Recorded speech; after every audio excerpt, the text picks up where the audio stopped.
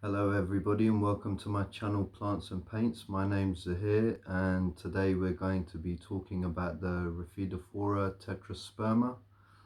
Now this is an aroid plant from the Arecaceae family and is from the genus Raphidophora.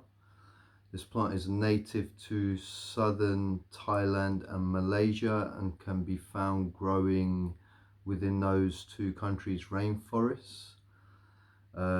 This aroid has often been mistaken for other species and other families.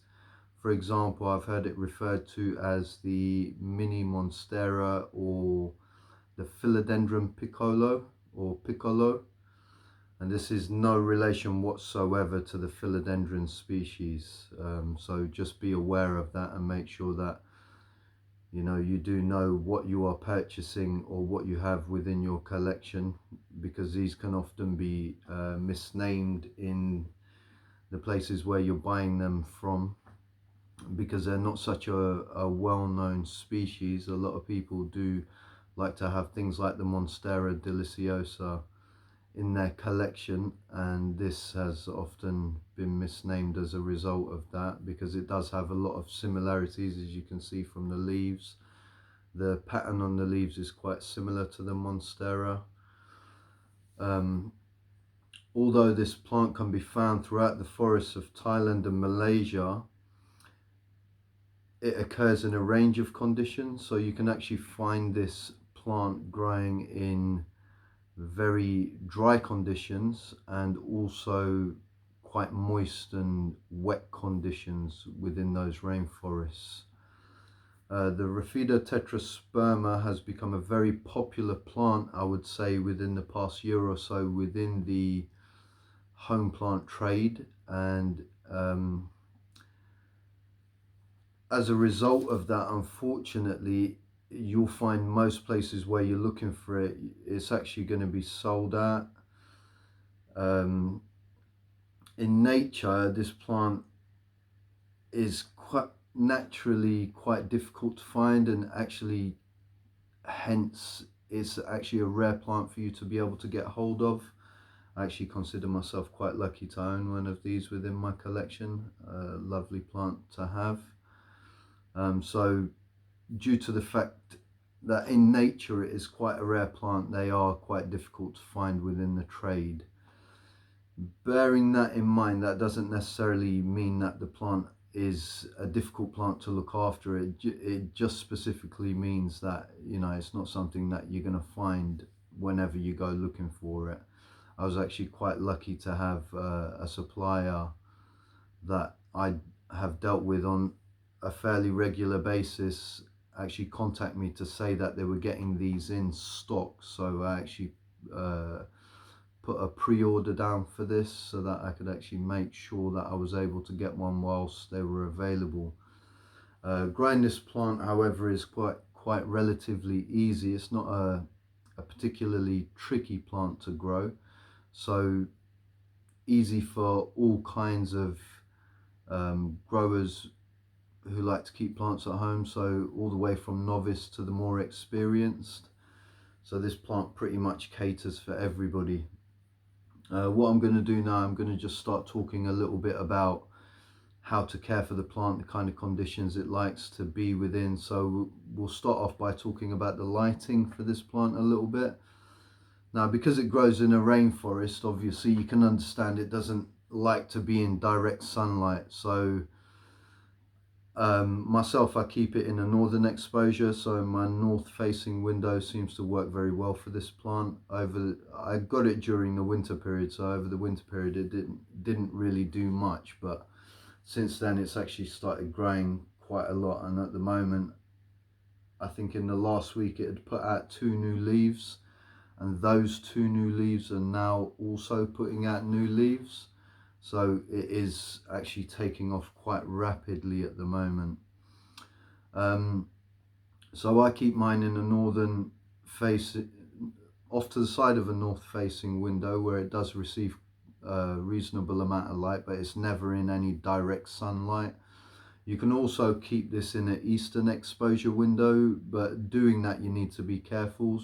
In an eastern exposure window, it should be getting a decent amount of morning sun, although you want to make sure it's not persisting really past the morning, so that it falls within a shaded area of your place where you're keeping it after the morning has passed. So as an example, midday sun, I wouldn't really recommend you put this in a place where it's going to get a lot of midday sun, because this plant won't be able to tolerate those kind of conditions.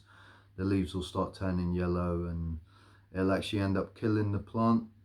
So as I said, keep it in a north facing window. If you've got eastern exposure, then it is fine to put it in there, but be careful, put it a little bit away from the window and put it in such a place that when the sun starts moving across towards the mid-morning, that your plant actually ends up in a shaded spot in that eastern exposure, as to not leave it in that direct sunlight throughout the day, because your plant won't last long in that sort of condition.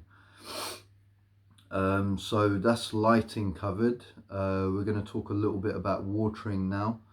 So watering conditions for this plant are quite easy due to its range of growing conditions naturally in nature. Now, as I mentioned earlier, this plant actually grows in a whole range of conditions, all the way from dry to quite moist. So watering the plant as a beginner, and forgetting to water it every now and then, isn't going to be detrimental to you, although I would suggest, don't let this plant totally dry out.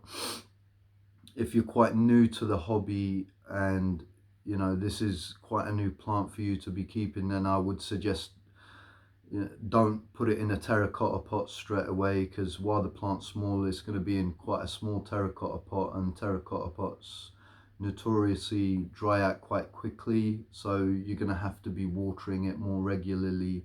So it'd probably be better to just leave it in a plastic pot if you're quite new to this, or you don't have a lot of time to be checking regularly on whether the plant needs watering or not. But other than that, just making sure that it's evenly moist. Don't let it sit in a soggy environment. I'm pretty sure you're aware that most indoor plants are the kind of plants that don't like to have a soggy environment that they're living in. It can cause root rot and other complications, and you want to try and avoid those things as much as possible. Water your plant with filtered rain or distilled water. With that water, you want to try and make sure that you leave it to sit out in your room to get to room temperature. So ideally you want to have left it for about 24 hours. 24 hours is plenty of time to also let any contaminants in the water that are able to leach out. Myself, I use filtered water for all of my plants. Even with that in mind, I still leave my water concerning watering out for a further 24 hours after it's been filtered, not only to get it to room temperature, but just to make sure I've also given it an opportunity to leach out any remaining contaminants that are able to leach out of the water. So we've talked about watering. I'm now going to move on to potting mix for this plant. Now, it does like a well draining soil, and there are several different potting mixes that I'm aware of that you can actually use for this plant. So firstly, you can use just plain cocoa chips, so you can fill the container up with cocoa chips. If you're doing that, make sure initially you give it a really good watering, because cocoa chips take some time to start retaining water and it drains quite quickly from it. Although it is very, very beneficial for the plant to have such an oxygenated environment around its roots, you want to make sure that you've given the cocoa chips a good soaking, so that they are able to retain some of that moisture for a decent period of time. Also, you can use a mixture of orchid potting mix, well draining high quality potting soil, and some activated charcoal. That's also forms a very well draining potting mix, the orchid bark will create big areas in there where, you know, there's lots of oxygen able to get to the roots, and also it will create an area within the potting mix where it's easy for it to drain, and mix those quantities quite equally amongst each other. That way you're bound to make sure that you've got that well draining soil. And also all of the things that I've just mentioned, you can actually mix those all together. So you could even put the cocoa chips into the orchid potting mix and the potting soil and the activated charcoal, and vice versa. So you can work with them a little bit to create your own potting mix, but those two, the way that I've described them, are ways that are tried and tested, and you know, I've got that information from very reliable sources, so I'm quite happy to trust that either one of those will work very well for this particular type of plant. So we've covered potting mix, and now we're going to talk a little bit about humidity. This plant, due to the fact that it comes from a tropical rainforest environment or a rainforest environment, it actually thrives in a humid environment. So to provide environment with humidity in it will help the plant to grow quickly and healthily, and this plant can be quite a rapidly growing plant. Just as a rule of thumb, what I've read from people's testaments about keeping this plant is the higher light level that you keep it in, the more humidity you want to keep, because you want to keep moisture around the plant, stop the leaves drying out and stop the soil drying out, and it helps it to remain a happier plant. Although that doesn't necessarily mean the same when you're keeping it in a lower light situation. High humidity will always help this plant due to the environment that it comes from. So things to help you raise humidity will be things like a humidifier. I use a humidifier with all my plants. In fact, this plant sits about, I would say, a foot, maybe a foot and a half away from a humidifier, and is, you know, quite smothered by that humidifier. So it does like to be in a moist environment. I'm finding that it's growing so quickly at the moment that I would imagine within the next 2 to 3 months it's going to be, you know, maybe twice the size that it is at the moment. So a humidifier is one way to do it. Also, you can mist your plants with a plant mister. When doing that, also try to use filtered water. Don't put tap water straight into your mister and then start misting the plants, because obviously it contains a lot of contaminants. Also, you can use a tray of pebbles, so you can put the plant on a tray of pebbles and half fill that tray of pebbles with water. That will create a natural humid environment around the plant. If you're unable to do any of the above, I think misting everyone should be able to do. I mean, to buy a mister bottle, you can pick one up for £1 from the pound store, or you can go to your local garden centre and pick a half decent one up there for a few quid. Other than that, you can also get your humidity loving plants and group them together, and that will create a natural humid environment around them, which will also keep this plant in the right condition that it's supposed to be in. So I've pretty much covered humidity there. What I'm going to talk a little bit about now is the way that it grows and the growing conditions you should be providing for it. Now, this plant is a vining plant, and it grows quite quickly, and it likes to have something to hold on to. So ideally what you want to do is give it something like a moss pole or a sphagnum moss pole, a stick of bamboo or some trellis to cling onto, and what you'll find is it will be a lot happier. It produces like aerial roots, and they will attach themselves to the thing that is climbing up, and also it will wrap itself around that. So giving it something to cling onto will mean that it will just grow a lot healthier, and it will grow more rapidly as well. Uh, Failing to provide that means that the plant eventually is going to droop down. Now, if the plant droops down, you're actually turning it into like a basket type plant, where its leaves are where its stem is gonna grow downwards, and that actually has an adverse effect. What will actually happen is your leaves will start growing a lot smaller. You'll get less of the split leaf in there, and its rate will slow down, and generally it won't keep a very happy plant for you. So once you notice it starts to need some kind of support. At the moment I've got some sticks in mind, but I'm gonna actually transfer this probably by the end of the month onto some kind of moss pole or something like that, just to give it something to start climbing up, because it's actually just getting beyond the sticks that I put in there now. So yeah, give it something to climb on. It will appreciate that a lot.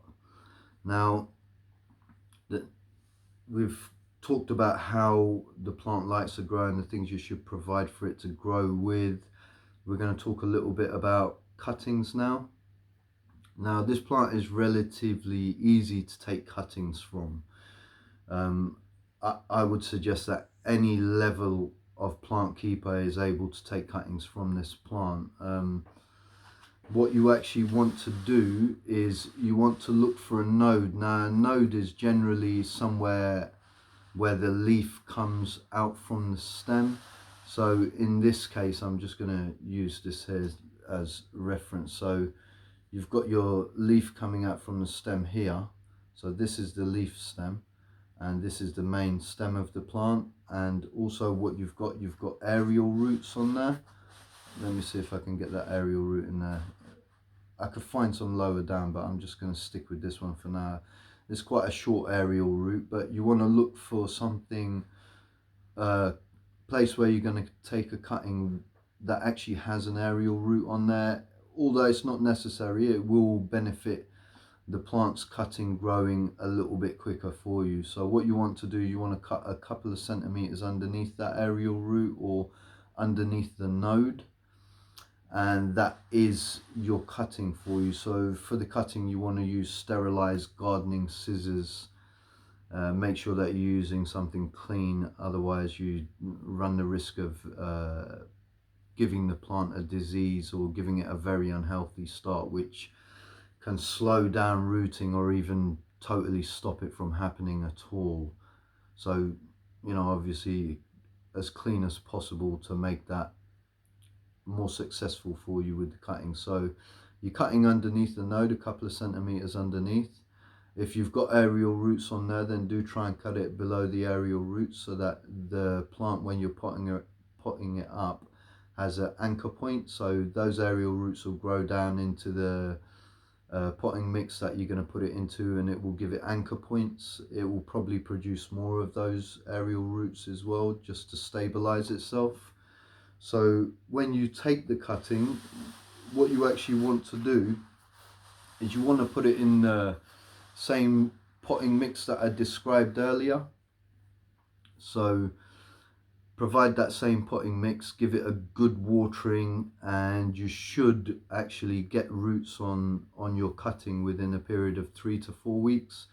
You can also water propagate the plant, but from what I've read, this plant generally has a much lower success rate in water propagation and generally takes quite a lot longer. So you're looking at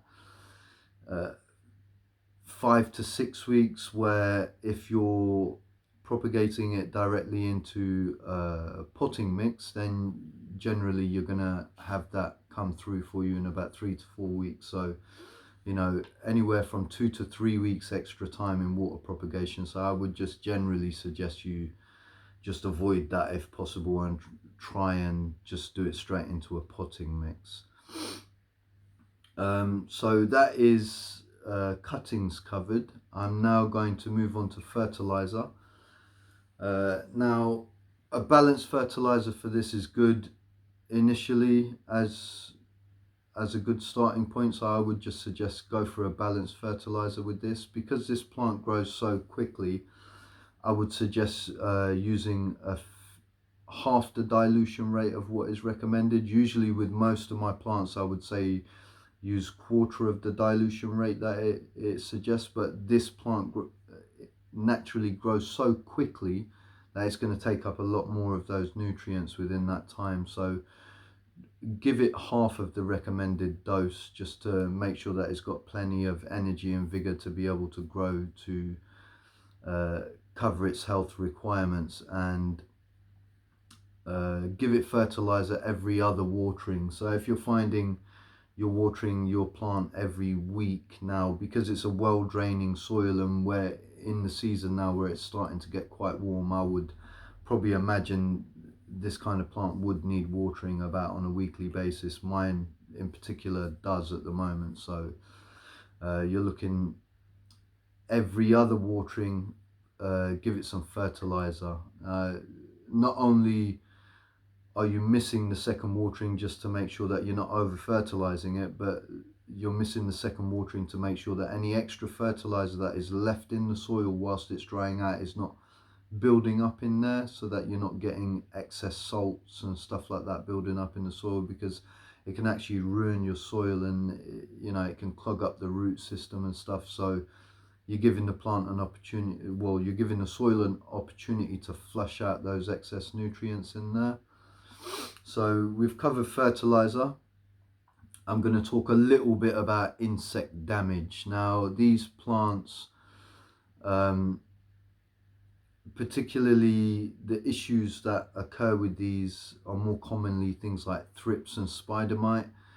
Now you can use insecticidal soaps or neem oil to treat both of those insect problems with this plant, and they're both very effective and will kill them quite readily. Now with the thrips, they generally they've got teeth on the underside of their body, on their heads obviously, and they will gnaw at the leaves, and you'll get holes in the leaves, and the leaves will start to die and turn quite yellow. Now if you see any of that sort of damage, then it's probably best to just cut the leaf away from where the damage is, just to make sure that that dying leaf doesn't cause any damage to the rest of the plant due to the shock that that leaf has gone through.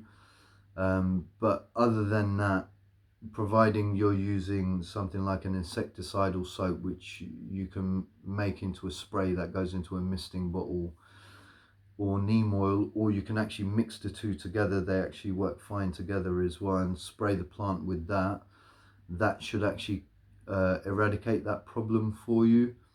Also, just as a bonus, because this plant likes being in a high humid environment, if you do find that you have spider mite actually hate a humid environment. So if you do find spider mite on your plant, or another thing you can do is just raise the humidity around the plant. So if you've got spider mite and the plant's living quite far away from your humidifier, or you're not misting it regularly, then just either move it closer to the humidifier, or mist it more regularly, or even surround it by water canisters. Another thing you can do is you can put little shells in the bottom, so when you're watering the plant, they're collecting little reservoirs of water, and that will also create humidity around it. And any raised humidity around spider mite will actually kill them. They can't live in high humid environments, so that will actually